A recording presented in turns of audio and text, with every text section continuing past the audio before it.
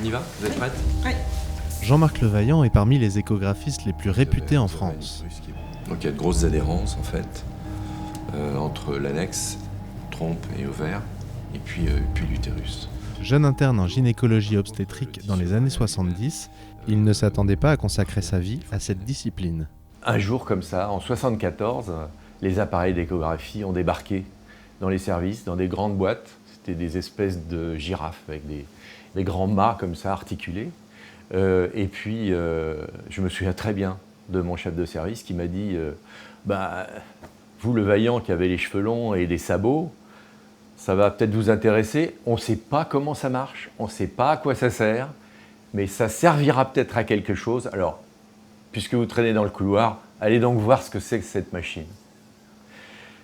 Et c'est comme ça que j'ai découvert cette technologie.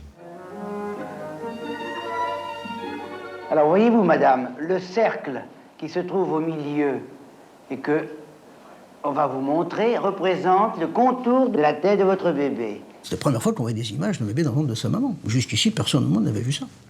Très vite, on a compris que l'échographie, c'était l'œil du médecin. On avait les mains et on avait l'œil. Il ne faut pas oublier que jusque-là, le bébé, on ne le voyait pour la première fois qu'après la naissance. Dès les années 74-75, ma génération a découvert des images extraordinaires qui étaient en fait tout simplement un rond sur un écran. Et on balayait avec la sonde, on appelait ça faire du balayage, et nous avions, grâce à ce balayage, nous obtenions un rond.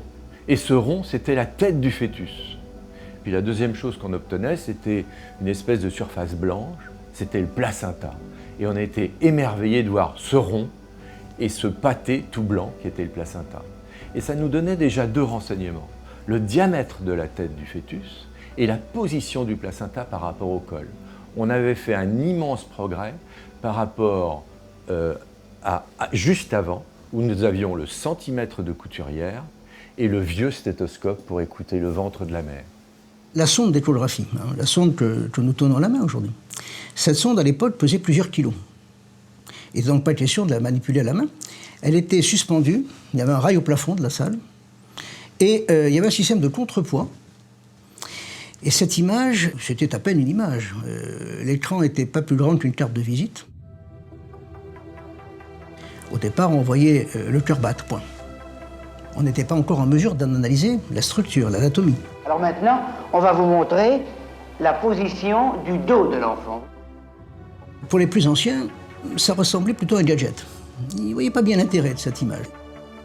Jusqu'au début des années 70, les graves malformations ne pouvaient être vues qu'à la naissance et leur révélation provoquait chez les mères des chocs difficilement surmontables. Nous, notre travail, ma génération, ça a été de permettre justement de ne plus faire naître des enfants avec des malformations graves, des malformations sévères qui étaient absolument tragiques lorsqu'on mettait au monde un enfant qui sans bras, sans cerveau, sans crâne ou avec un cœur très mal formé. Donc notre but, c'était, dans ces années 80-90, d'aller au plus précis pour les malformations sévères. Mais les progrès étaient en marche et on commençait à savoir examiner le fœtus sous tous les angles en utilisant des logiciels 3D. Désormais, le médecin et les futurs parents pourront voir le fœtus, l'enfant à naître, en 3 dimensions. Et là encore, c'est Jean-Marc Levaillant qui est aux manettes. Voici l'image reconstituée en 3 dimensions d'un fœtus humain normal de 12 semaines vivant dans le ventre de sa mère. Nous avons l'espoir que dans un avenir relativement proche, l'acquisition des images et l'apparition d'images tridimensionnelles sur l'écran ne prennent que quelques secondes. L'échographie 3D, je me souviens dans les années 90, lorsqu'avec Daniel Roten, on a présenté au Congrès mondial les premières images, on était extrêmement fiers de les montrer et on est tombé dans un silence total de la part du public médical.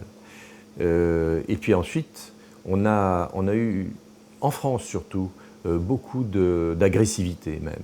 On a ressenti beaucoup de déni de cette échographie. Beaucoup de nos collègues, même les plus éminents, des amis, des gens avec qui j'ai partagé des années de recherche en échographie, disaient « je reconstruis dans ma tête je n'ai pas besoin de l'échographie tridimensionnelle. Dès les années 90, les examens échographiques étaient inscrits dans le calendrier de la surveillance prénatale. L'établissement d'un protocole pour ces examens et la formation de ses confrères aux techniques de l'échographie deviennent alors les préoccupations principales de Jean-Marc Levaillant.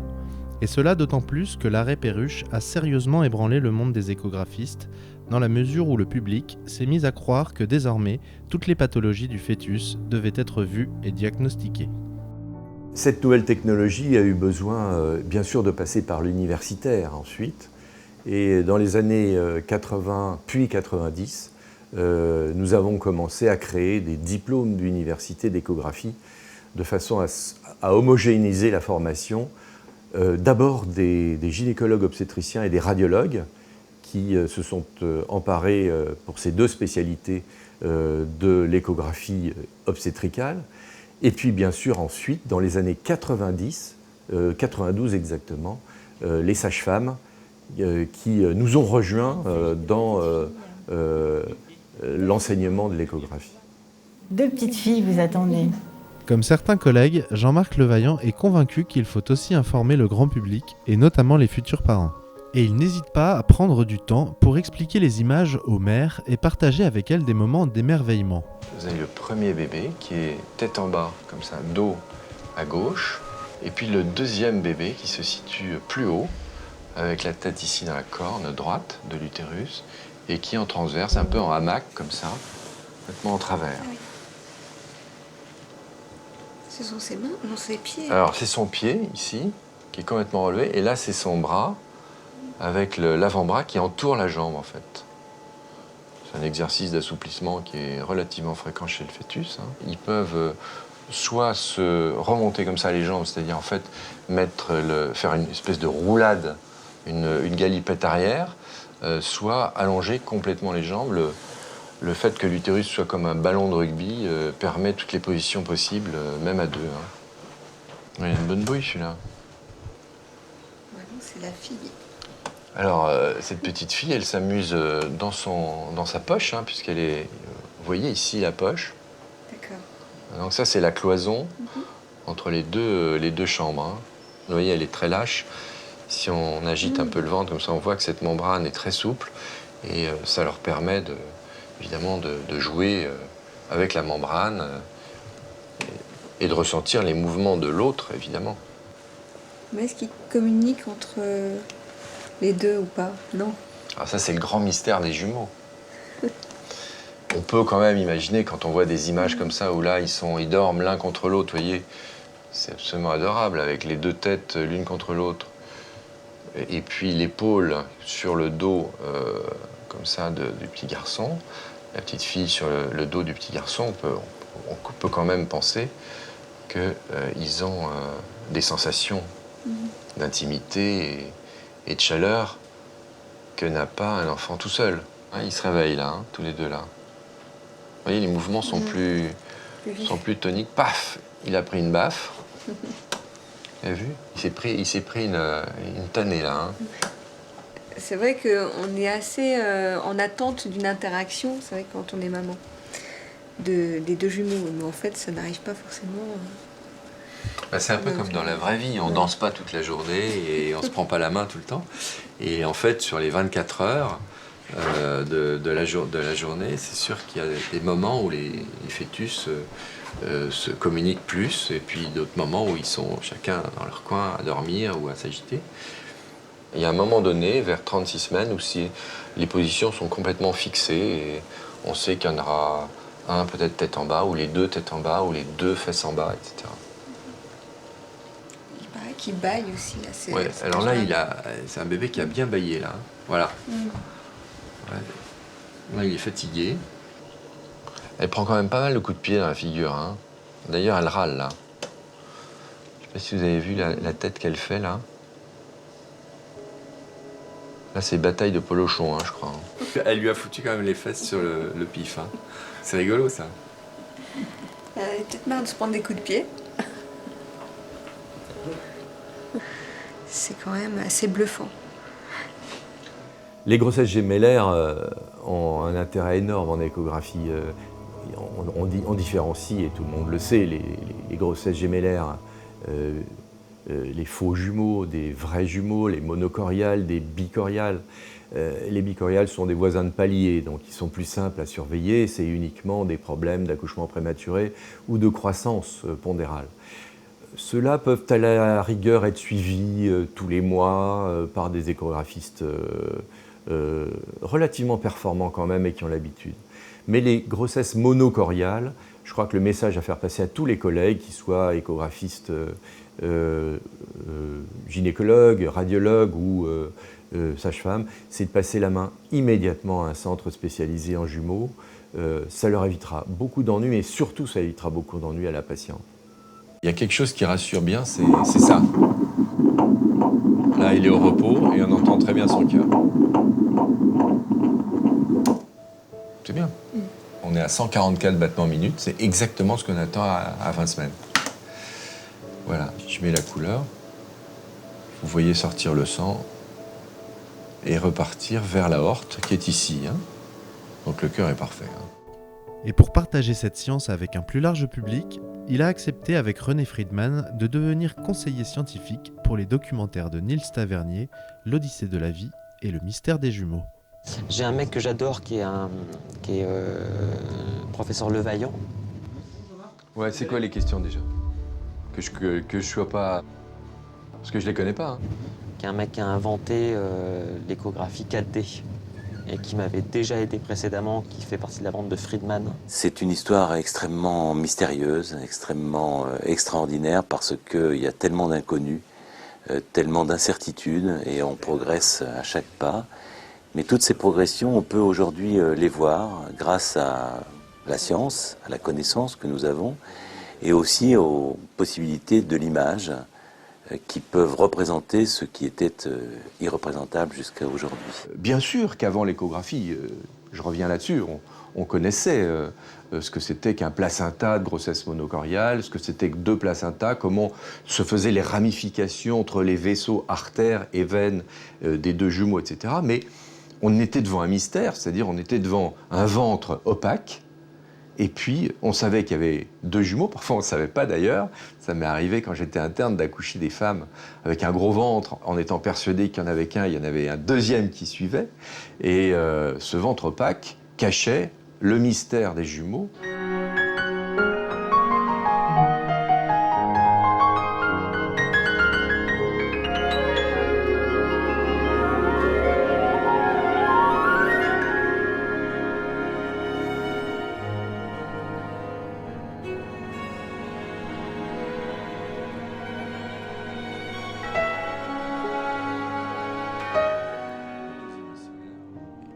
Mais la vie de l'échographiste est aussi branchée en permanence sur la réalité avec les mamans qui rencontrent leur futur bébé, qui ont besoin d'être écoutées et souvent rassurées quand il s'agit de leur annoncer le résultat de l'examen ou de leur expliquer des images pas toujours faciles à comprendre. On voit très très bien toute la colonne vertébrale, les jambes et les pieds ici. 12 semaines, c'est l'âge où ils sont extrêmement actifs, pour une raison simple, c'est qu'ils ont beaucoup de place. Ce qui est marrant à voir, c'est qu'ils ont les mains qui sont toujours vers le visage. Le fait de passer la main comme ça vers le visage leur donne le réflexe de déglutition. Est-ce que le bébé sent quand si je me mets à courir par exemple? Oui. Le fait d'avoir les... Oui, regardez. Ça le gêne ou... Ça le stimule, hein. C'est une... Donc c'est bon. C'est excellent. Excellent. Il faut courir. Il faut courir. Il faut se reposer, courir, vivre sa vie. Lui, il s'adapte. Ici, au CHU Bicêtre, l'échographiste référent travaille main dans la main avec les spécialistes de la médecine fœtale. Donc on a vu qu'il n'y avait pas de problème au niveau du cerveau, du cœur, des reins, de la vessie, donc ça c'est bien. Et au niveau du thorax, il a le thorax qui paraît un tout petit peu plus étroit par rapport au ventre. Donc c'est encore une interrogation qu'on a avec votre bébé pour l'instant. Ça veut dire qu'il va être un peu mal à respirer, tout ça? Non? Il y a un risque. Donc c'est pour ça qu'il faut qu'on obtienne le diagnostic de votre maladie, parce que la seule chose dont on est sûr, c'est que votre enfant a la même maladie que vous. D'accord. Okay. C'est très angoissant d'avoir une échographie, que ce soit la première, la deuxième ou la troisième, parce que on ne sait pas ce qui se passe. Les gens ne peuvent pas comprendre. Il faut donc leur expliquer ce qu'on voit. Ce qui se passe pendant la grossesse, et notamment lors des examens échographiques, a souvent un impact important pour les parents. Et en même temps, dans la mesure où c'est une pratique qui reste relativement récente, on n'a pas encore forcément tout à fait le recul pour voir quel en est l'impact exactement, parent par parent, je dirais, et puis dans le lien et dans le développement du lien. Vous êtes rassurée? Tout va bien? Oui. Oui, tout va bien. Au revoir madame, bon retour et partez tranquille. Merci beaucoup. C'est compliqué de à la fois bien faire son travail de professionnel et de regarder pour regarder l'ensemble des organes pour répondre, et à la fois d'être avenant avec la patiente et qui très souvent quand on fait les cours regarde autre chose et qui nous dit ça c'est la tête pendant que nous on regarde autre chose, ou qui veut absolument savoir le sexe parce que c'est souvent la première préoccupation des patientes, et c'est compliqué d'être à la fois bon professionnel et à la fois d'accéder aux demandes des patientes qui ont la plupart du temps des grossesses normales et pour qui ça doit être un plaisir. L'échographiste ne pouvait plus travailler dans son coin. Il y a un moment donné, il y a une quinzaine d'années, il a fallu qu'on crée des centres multidisciplinaires, d'abord pour réfléchir ensemble, pédiatres, psychologues, échographistes, gynécologues et obstétriciens, pour réfléchir ensemble à ce qu'on faisait de ces enfants malades, quel destin on leur donnait, que ce qu'on proposait aux parents. Et ça, on ne pouvait pas le prendre dans notre coin d'échographistes, dans notre cabinet, seul. Il a fallu donc créer des groupes de centres de diagnostic anténataux qui permettaient bien sûr cette réflexion, mais bien sûr aussi de continuer à encourager les dépisteurs à faire leur métier. Diagnostiqués par échographie au cours de la grossesse, ces jumeaux, qui ont la même malformation, une hernie diaphragmatique, sont pris en charge dès la naissance et opérés dès le lendemain. On attend à peu près 12, 24, 48 heures en général de stabilisation, parce que, comme vous l'avez vu, la période de réanimation préopératoire est vraiment une période capitale, jusqu'à ce que l'enfant soit stabilisé et qu'on puisse l'opérer dans de bonnes conditions. Donc ici, ce que l'on voit, c'est le trou par lequel se trouvent des organes qui sont en train d'arriver, de descendre petit à petit, que je ramène dans la cavité abdominale. Ça, c'est l'estomac. Et puis, derrière, il y a du côlon. Voilà, maintenant, c'est de l'intestin grêle qu'on va réintroduire. Alors, est-ce que on a l'impression d'avoir tout réintégré? Oui. Donc là, on va fermer donc, cet orifice diaphragmatique par des petits points. Les progrès de l'échographie ont bien sûr permis les avancées dans le domaine de la fœtopathologie, et des diagnostics de plus en plus précis ont conduit aux interventions in utero. L'hôpital Necker Enfants Malades est l'un de ces rares centres où ces interventions sont décidées et réalisées. Pour les cas où la suspicion est confirmée comme étant une malformation ou une anomalie, dans ces centres, eh bien, il est évalué le bénéfice éventuel d'une intervention prénatale. Donc ce sont des chirurgies bien sûr palliatives, extrêmement compliquées mais des gestes simples, comme la pose d'un plug, comme la pose d'un cathéter dans la vessie, etc. On est bien sûr dans une chirurgie interventionnelle très risquée qui est faite par des gens très formés, mais qui est une chirurgie palliative, en attendant donc la chirurgie ex-utéro. Cette intervention montre l'introduction d'un ballonnet dans la trachée d'un fœtus de 28 semaines. Le professeur Yves Ville espère par ce moyen protéger et stimuler la croissance des poumons du futur bébé. Il a son dos à droite et en arrière, et il a sa frimousse par ici, donc c'est pas mal. Après s'être assuré de la bonne position du fœtus par échographie, le chirurgien l'anesthésie et l'immobilise à travers le cordon ombilical. L'opération peut maintenant commencer. Ça là, ouais. Ah voilà, allez, c'est bon, ballon, tu le descends. Attends, je remonte un peu, voilà, là c'est bon. Le ballon peut maintenant être mis en place. Vas-y, tu peux gonfler. Ouais. Tranquille, hein. Jusqu'à 0,8, hein. Voilà. Hop. Voilà. Ok. Bon, donc il est en place. Le ballon est dans les filets. Maintenant, il faut que le bébé soit joueur aussi. Hein. D'accord. Le quotidien de l'échographiste référent est aussi le dialogue permanent avec le chirurgien du nouveau-né. Il s'agit d'évaluer ensemble les perspectives de la réparation d'une malformation après la naissance et de rassurer et convaincre les futurs parents. Bon Gérard, en fait voilà, je suis un peu confronté à la demande des parents là, de la réparation chez ce fœtus qui a une fente, visiblement là on va la prendre en coupe transbuccale, qui a une fente labiale unilatérale et que je pense être complète. Et je voulais justement te demander ton avis, qu'est-ce qu'on va pouvoir dire aux parents? L'échographie est une échographie de combien de semaines? Là, on est à 28 semaines, 28 semaines. d'aménorrhée. C'est un beau bébé, hein, c'est un beau fœtus avec une fente labio-maxillaire et vélo-palatine droite. Ouais. Cette fente est une fente classique, dans la mesure où il n'y a pas d'autres malformations, d'autres anomalies morphologiques du cerveau, des yeux, des membres, du cœur.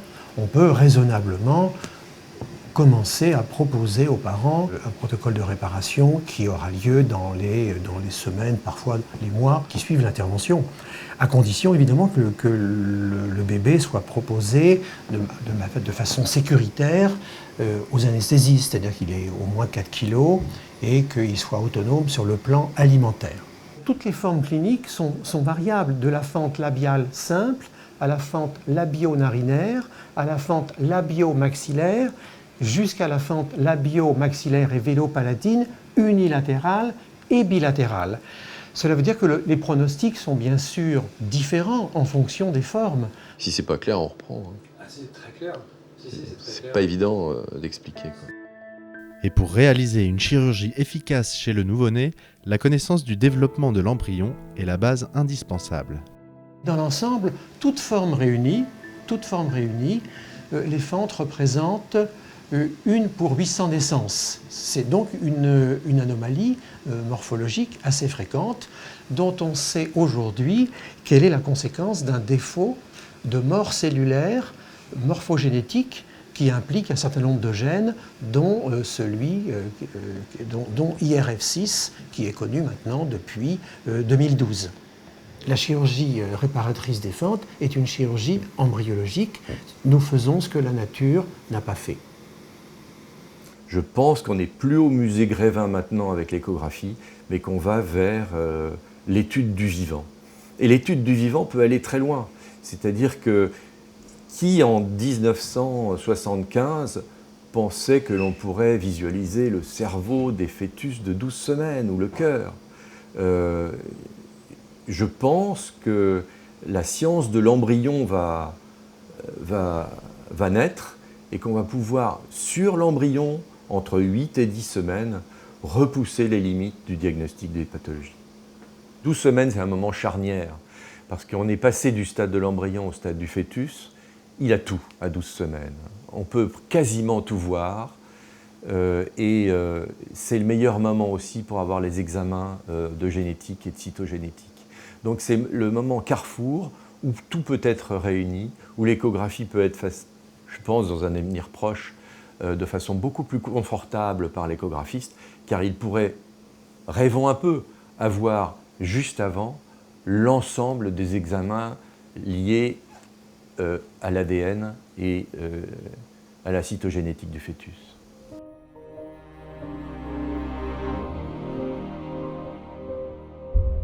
Je pense que cette technique d'imagerie va faire d'énormes progrès dans l'avenir. Elle va être associée à d'autres imageries comme l'IRM, qui est une technologie extraordinaire et que l'on peut maintenant fusionner à l'échographie. Il y a des machines qui permettent de fusionner IRM et échographie.